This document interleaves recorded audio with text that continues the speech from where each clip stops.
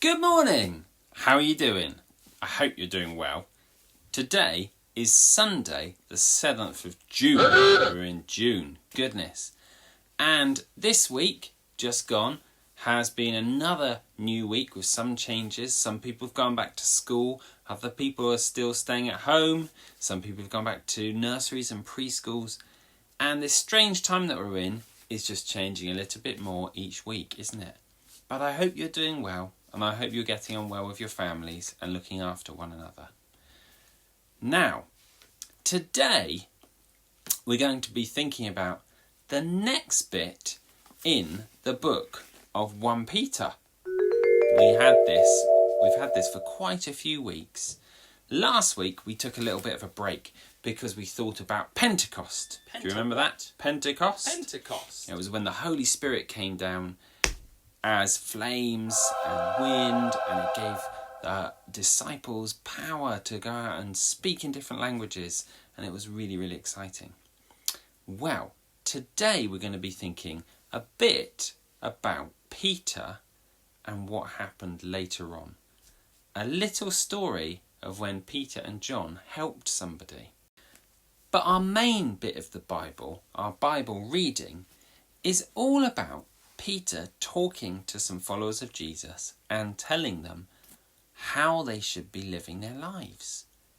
And instead of doing some of the bad things the people around them were doing, they should try and live their lives the way God wanted them to do it. Which might make the people around them feel a bit cross at them, or maybe a bit confused, or maybe see the way they lived and think, I'd like to live like that too. Well, it all kind of finishes up with this line.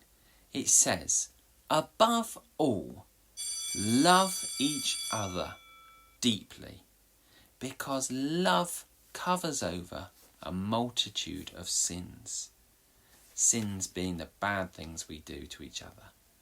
So Peter's saying, love each other. That's the main way to live your life, to love other people. He says things like, offer hospitality without grumbling. That's being kind to people and giving them things and letting them into your home and your lives.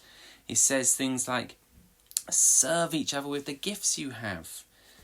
And if you're going to speak and talk about God, do it with God's power. In fact, he says, do everything with God's strength. Everything with God's strength. So in everything you do, ask God to help you and ask God the right thing to do. So that is a really good instruction for how to live our lives. And in the story that I've chosen today, the video story, it talks about a time when Peter and John went to the temple and they met a man who couldn't walk, and he sat by the temple and he begged for money because he couldn't work. But Peter and John did something a bit crazy. Instead of giving him money, which is a good thing to do for people, they prayed for him and made him better.